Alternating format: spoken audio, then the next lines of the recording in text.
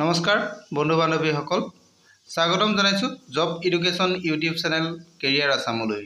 বন্ধু বান্ধৱীসকল মই কেৰিয়াৰ আসাম চেনেলৰ জৰিয়তে অসমৰ বিভিন্ন চৰকাৰী বেচৰকাৰী চাকৰিৰ বিজ্ঞাপন আলোচনা কৰোঁ। আজিও ঠিক তেনেধৰণে অসমৰ এটা গুৰুত্বপূৰ্ণ বিভাগ PWRD, এই PWRD বিভাগৰ এটা বিজ্ঞাপন মুকলি হৈছে। আজি মই সেই বিজ্ঞাপনটো লৈ আপোনালোকৰ ওচৰলৈ আহিছোঁ।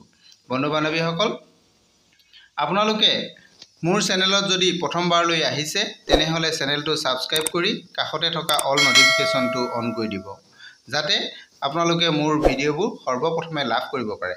বন্ধু বান্ধৱীসকল আহক আমি এই PWRD বিভাগৰ বিজ্ঞাপনটোৰ সবিশেষ জানি লওঁ।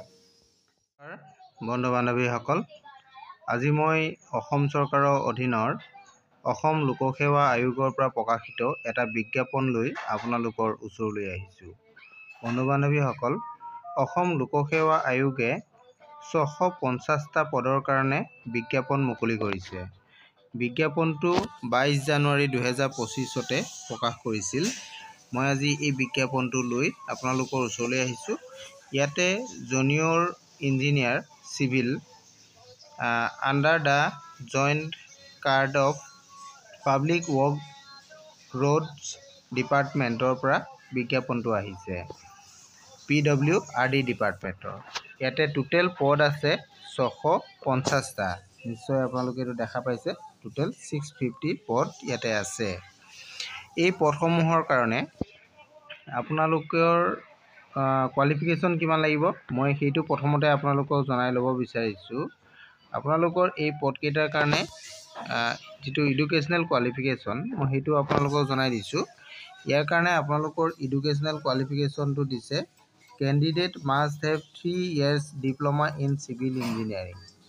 চিভিল ইঞ্জিনিয়াৰিঙত 3 yearsৰ ডিপ্ল'মা থাকিব লাগিব বা চিভিল ইঞ্জিনিয়াৰিং এণ্ড প্লেনিঙৰ ডিপ্ল'মা হ'ব লাগিব বা construction technology from any technical institute recognised by AICTE পৰা যদি আছে তেনেহ'লেও আপোনালোকে এই পদৰ কাৰণে আবেদন কৰিব পাৰিব।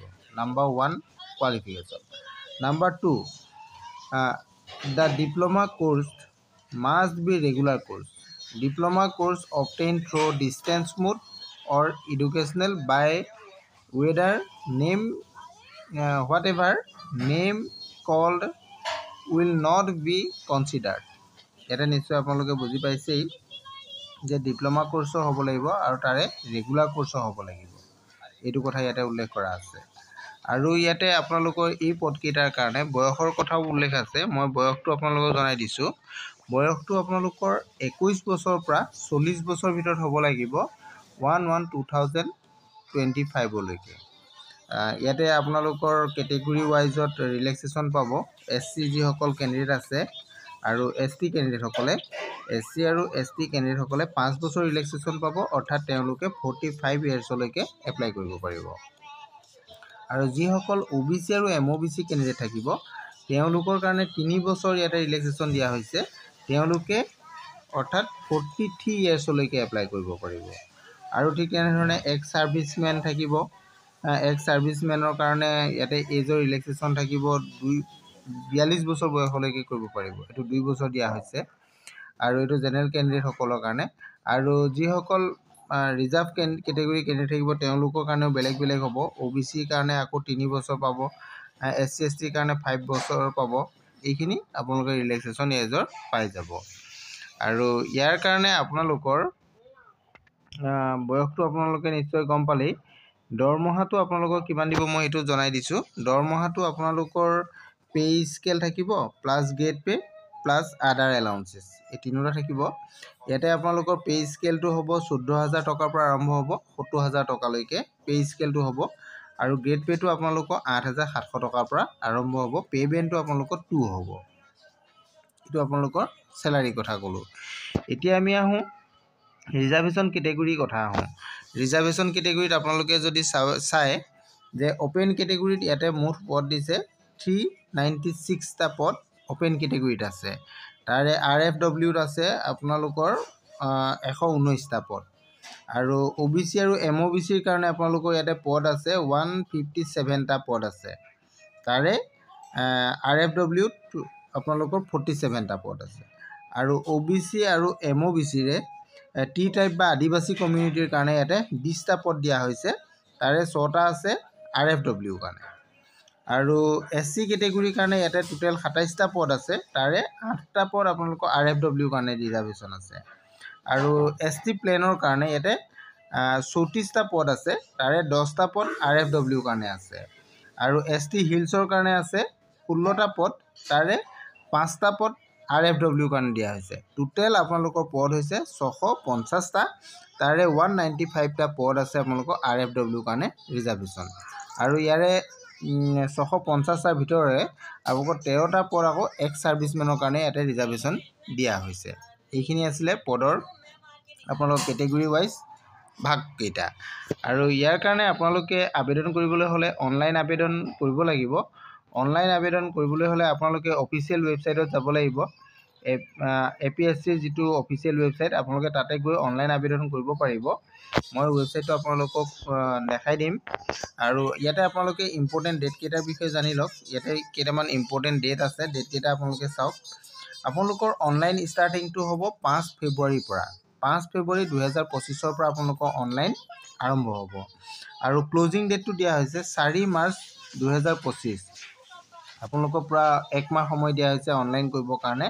আৰু ইয়াৰ কাৰণে আপোনালোকে এটা যিটো এপ্লিকেশ্যন ফিজ পে'মেণ্ট কৰিব লাগিব, ফিজ পে'মেণ্টটো আপোনালোকে 6 মাৰ্চলৈকে কৰিব পাৰিব। আপোনালোকে আবেদন কৰাৰ পাছতো আপোনালোকে পে'মেণ্টটো 6 মাৰ্চৰ ভিতৰত কৰিলেই হ'ব। এতিয়া আমি আহোঁ ফিজটো কিমান পে'মেণ্ট কৰিব লাগিব। ফিজৰ কথাটো চাওঁ। যিসকল জেনেৰেল কেণ্ডিডেট থাকিব তেওঁলোকৰ কাৰণে 297.2 ৰুপিজ আপোনালোকে পে'মেণ্ট কৰিব লাগিব। আৰু যিসকল OBC আৰু MOBC হয় তেওঁলোকে 197.2 ৰুপিজ পে'মেণ্ট কৰিব লাগিব। আৰু যিসকল SC, ST, BPL বা PWBD কেণ্ডিডেট আছে তেওঁলোকৰ কাৰণে ইয়াতে 47.2 ৰুপিজ পে'মেণ্ট কৰিব লাগিব। এইখিনি আপোনালোকৰ পে'মেণ্ট আছে। এইখিনি পে'মেণ্ট আপোনালোকে অনলাইন থ্ৰু পে'মেণ্টটো কৰিব লাগিব। এইখিনি আপোনালোকে সকলোখিনি গম পালে।